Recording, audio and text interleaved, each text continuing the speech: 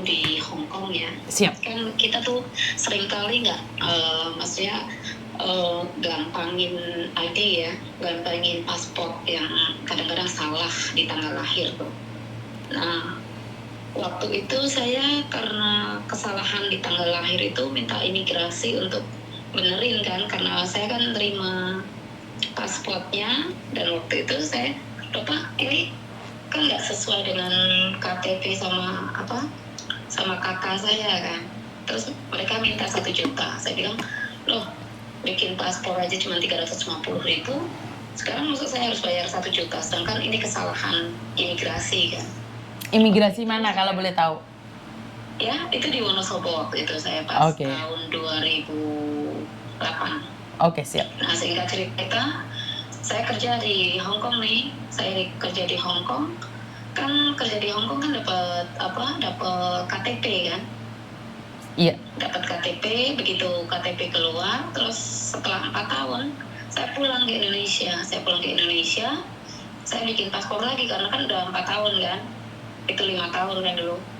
Jadi saya bikin sesuai dengan yang asli 28 November. Singkat cerita, saya sudah bikin.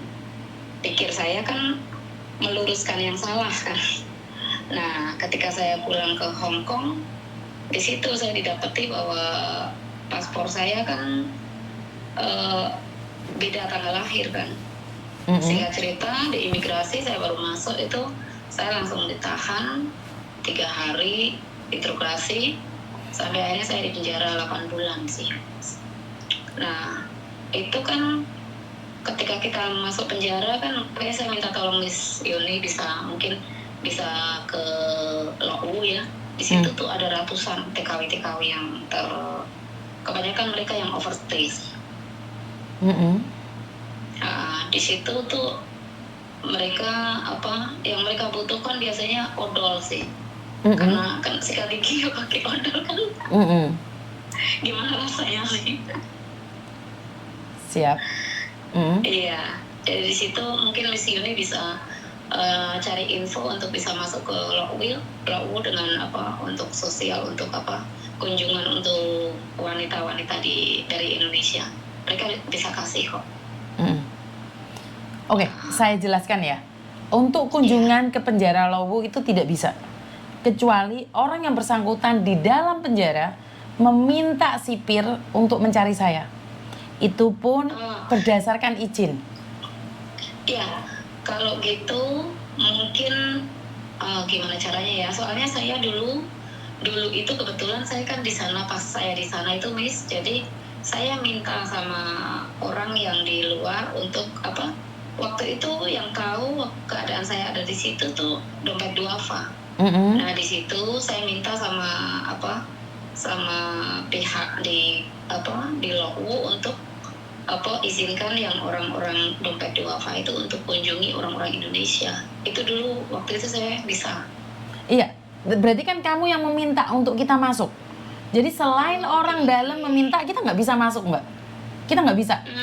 Jadi saya sering datang ke penjara-penjara tersebut. Jadi nggak bisa kita datang ngacak gitu, nggak bisa. Itu pun yang ngatur mereka. Jadi saya tahu di dalam sana banyak orang mengeluh anak Filipina dikasih, kenapa saya tidak dikunjungin, nggak dibawain apa-apa, cuma ditanyain kasusnya saja. Itu saya sudah tahu itu. Kenapa saya bilang saya tidak bisa melakukan apa-apa karena saya bukan badan dan saya bukan organisasi.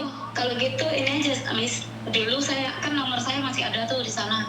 Nomor saya masih ada, biasanya untuk ada yang namanya kunjungan untuk bekas narapidana.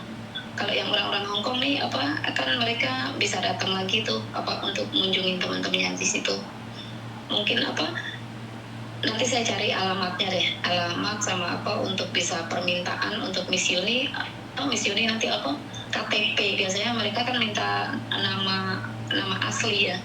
Nggak bisa sayang, harus yang di penjara yang meminta sayang. Oh gitu ya. Nggak bisa, karena Miss Yuni sudah sering datang ke penjara. Mereka semuanya cuma minta odol, softtek, sama sabun. Mereka tidak meminta apapun. Itu yang sering kali mereka keluhkan. sampo itu barengan sama sabun ya. Jadi rambutnya jekar-jekar semua. Saya tahu itu. Jadi saya Iya, dulu saya kan 8 bulan itu, Miss. Jadi 8 bulan itu ya puji Tuhan ya, saya dipercaya sama orang sipir-sipir di sana karena mereka melihat bagaimana sebenarnya saya nggak salah ya. Dan selama Sampean salah. itu Sampean salah karena sampean masuk enggak, saya ngerti. karena sampean masuk pakai data palsu, kedua sampean membenarkan datamu.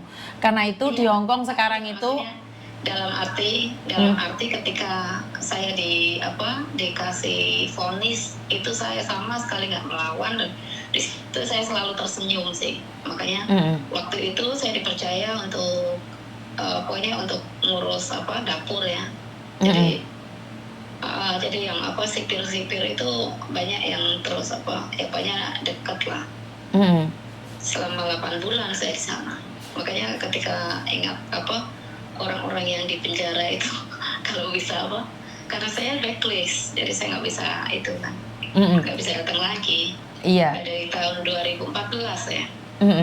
Jadi kalau dulu Saya itu bantu di Singapura sih. kalau dulu itu beda data di penjara, Mbak. Karena banyaknya kasus yang di penjara gara-gara beda data. Padahal saya tahu itu kesalahan bukan di kalian, tapi masalahnya kan kalian yang tahu datanya Saya itu. terima. Tapi sekarang tidak di penjara, tapi mereka di warning dan selama 24 bulan tidak boleh melakukan kesalahan. Jadi kalau sampai mereka melakukan kesalahan, mereka akan dipenjara juga dalam jangka waktu 1 bulan.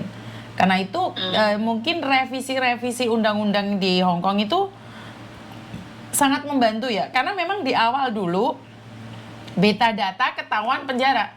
Beda data ketahuan penjara. Padahal itu bukan kesalahan dari pembantu. Kebanyakan adalah dari PT.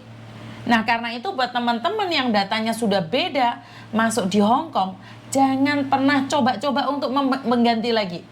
Karena yang menuntut adalah imigrasi. Pemerintahan Hong Kong atas nama imigrasi. Iya. Jadi dulu saya pengalaman itulah. kalau dulu beda. Kalau dulu pasti di penjara, yang sekarang tidak. Tapi nggak boleh melakukan kesalahan. Iya. Oke deh, terima kasih banyak, Miss. Oke, siap. Tinggal di mana ini kalau di Hong Kong? Saya tinggal di Satin. Satin. Siap. Saya dulu buat Pondok Indah, namanya Pondok Indah itu untuk TKW yang kalau hari Minggu bisa ya istirahat lah, itu di Kuntong. Itu namanya Pondok Indah, jadi pokoknya siapapun yang TKW yang mau istirahat di situ. Nanti saya cari alamatnya lagi deh, saya lupa alamatnya di gedung apa itu. Oke, siap. Mungkin juga sudah pindah, Mbak. Karena kan kemarin kena COVID itu banyak boarding house ataupun tempat-tempat itu yang tutup gara-gara COVID. Oh, iya. Betul. Oke, terima kasih banyak untuk teleponnya. Saya yang terima kasih. Saya tinggal di Batam, Miss. Saya buka rumah makan bayar sukarela. Oh, tinggal di Batam untuk saat ini. Oke, sukses deh kayaknya. Jadi saya sempat tahun 2023 itu saya buka rumah singgah karena memang di Batam itu banyak sekali orang tertipu. Oke. Jadi mereka diiming-iming pergi ke Malaysia. Siap. Dan banyak mereka yang TKL ya. Itu bayar 20 juta, 15 juta, 25 juta. Nah, setelah sampai di Batam, udah nggak diapa-apain, cuman pokoknya nyampe di Batam udah dibuang gitu aja. Oh, jadi bisa dikatakan seolah-olah menjadi tempat pembuangan bagi para pekerja. Jadi sempat saya juga nolong satu orang itu dari Lombok ya. Waktu itu saya kerja sama preman-preman di sini. Jadi preman-preman itu yang mereka malah tahu ya. Kan kalau di Batam malah mafia yang gerak. Oh. Jadi saya dengan si preman itu saya suruh untuk selidiki di hotel kan. Nah, ada satu kebetulan keponakannya sendiri dia di hotel, ditaruh 3 hari, dikirain udah dibayar nih hotel, ternyata nggak dibayar. Terus dia Pokoknya tiap 3 hari itu tiap hari itu ada yang masuk lah dari berbagai pulau ya, dari Jawa, dari itu. Nah, mereka itu ditaruh di penampungannya di Bengkalis. Oh, siap, siap, siap. Iya, saya sempat nolong itu 14 orang sih, habis. 14 Oh. orang itu saya buat rumah singgah. Jadi ketika saya ngelihat itu ya, itu satu kamar ukuran 5x5 itu dihuni sama 8 orang kan. Terus saya tanya, apa kan itu rumah tidak layak huni lah, udah hancur semua kan. Saya masuk situ, terus saya tanya, Bapak, kok kayak gini pada apa? Pokoknya empet-empetan ya, nggak ada tempat kan. 5x5 dikasih dibuat 8 orang. Saya tanya, emang Bapak dari mana?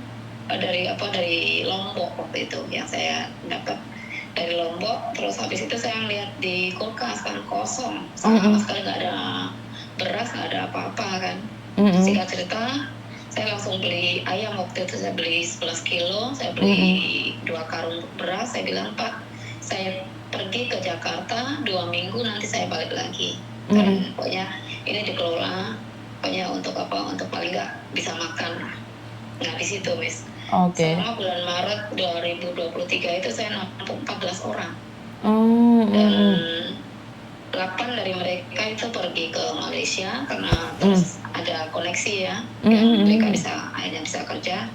Tapi yang lain itu pulang, pokoknya nunggu kiriman dari keluarga ya, untuk bisa beli tiket pulang ke masing-masing tempat mereka lah. Makanya di Batam itu, aduh, kalau Miss Yuni ini ya, aduh, mengerikan sekali. Terutama ya ini orang-orang yang itu berakhirnya di mana, Miss? Di pelacuran. Jadi sampai banyak sekali orang-orang dari Jawa Timur tuh akhirnya mereka ya di kafe karena nggak ada pilihan kerja. Jadi saya berharap kalau mungkin ada orang-orang yang mau bantu saya, ini untuk saya bisa membuka lapangan kerja sih, Miss. Maksudnya bagaimana? Untuk buka, ini saya udah kayak yang tempat kemarin yang saya bangun itu kan otomatis dari dana saya sendiri ya, karena memang saya nggak bekerja sama dengan siapapun sih. Nah, itu saya bangun, sekarang sudah dihuni sama 4 keluarga.